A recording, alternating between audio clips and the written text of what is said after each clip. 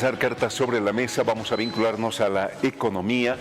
Para ello estamos en contacto con el economista Emilio Pinto. Entiendo, Emilio está en los Estados Unidos, en Washington. Emilio, muy buenas noches, bienvenido a Cartas sobre la mesa.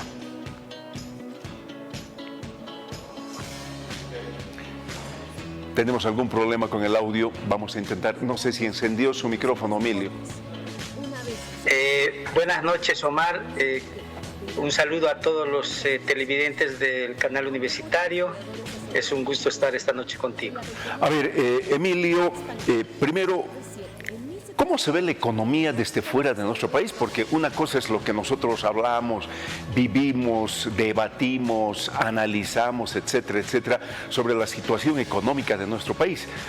Pero quisiera que tú nos des un panorama de cómo más bien desde afuera nos están viendo. Bueno, un aspecto muy importante es que Bolivia tuvo una época de auge, estuvo a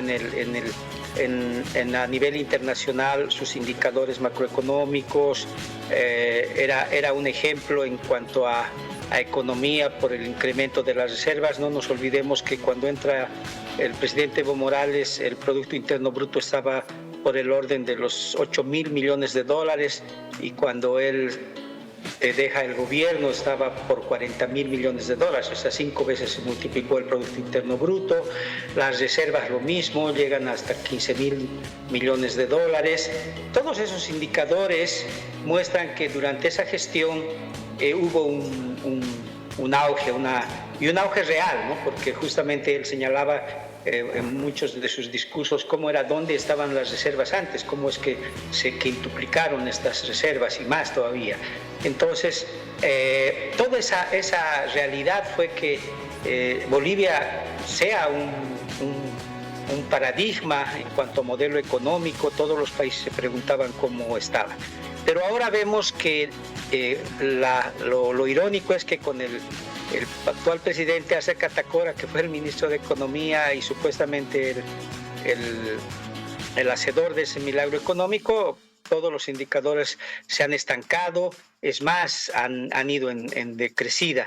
A nivel internacional, Bolivia es un caso de ejemplificación de que no era tan cierto ese modelo económico, ¿no? Y ahora lo vemos claramente porque la falta de divisas, una inflación controlada pero que no es tan real, ¿no? Un poco la política del gobierno ha sido mantenerse en una, más que todo, ideologización de estos indicadores, ¿no? La inflación es evidente, la gente lo siente en la calle, y eso llega acá a nivel internacional. Se ve que este milagro económico no había sido tal.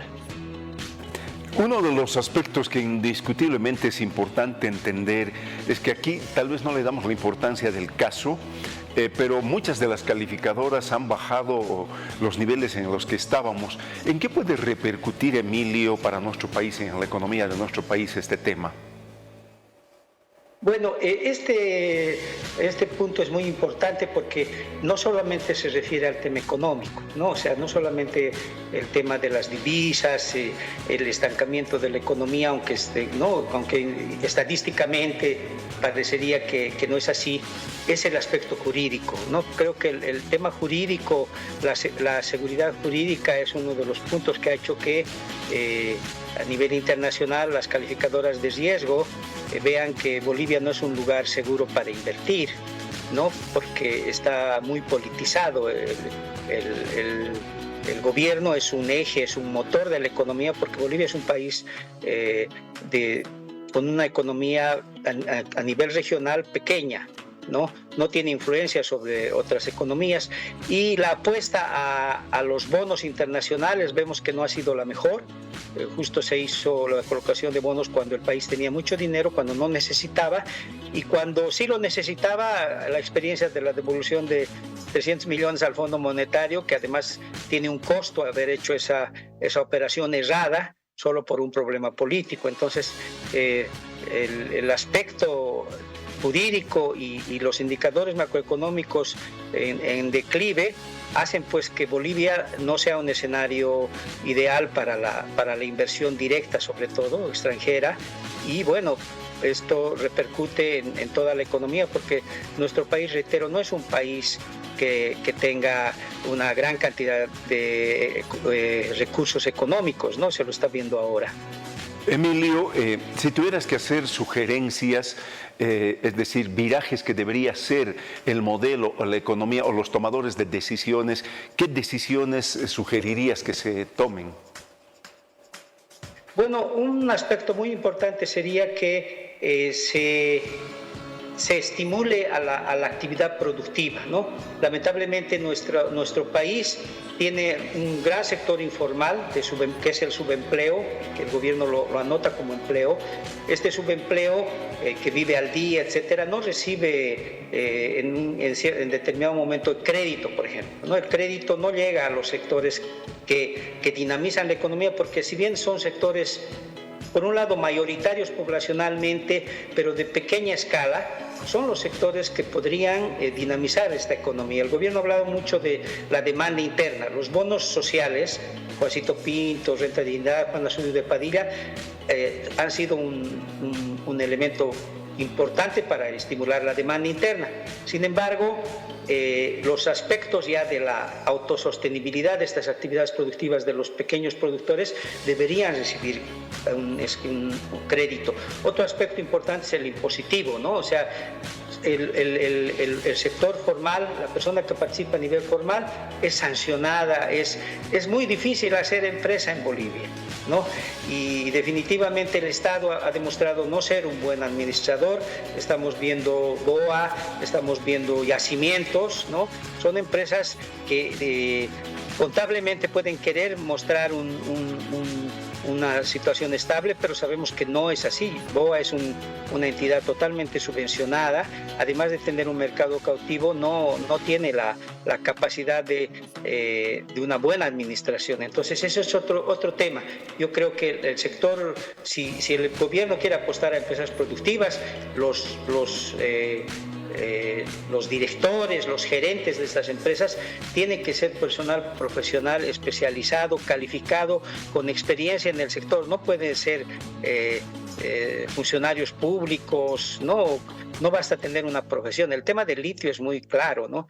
Desde el 2010 se ha destinado recursos al litio.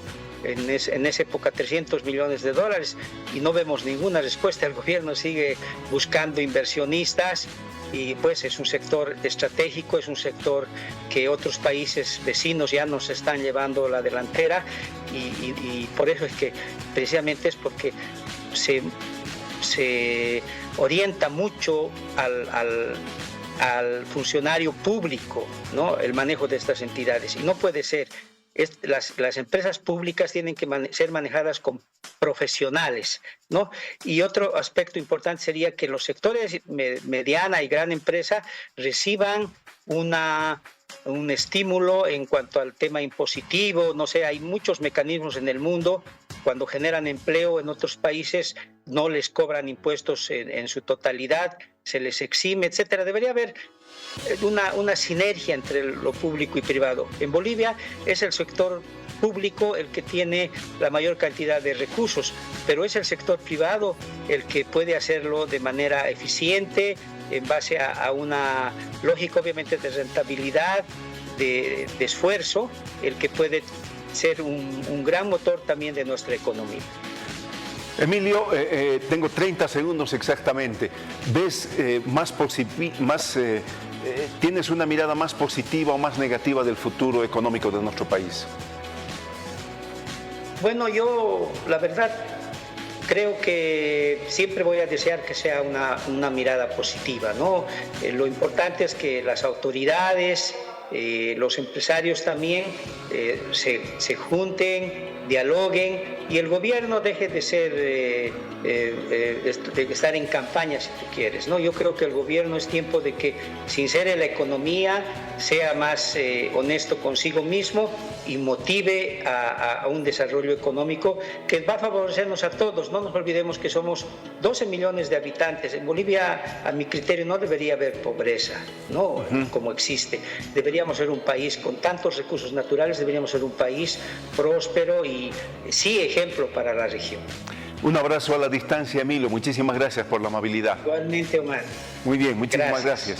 El economista Emilio Pinto en Washington, Estados Unidos, dándonos su perspectiva de cómo se está mirando desde allá la economía y la situación de nuestro país.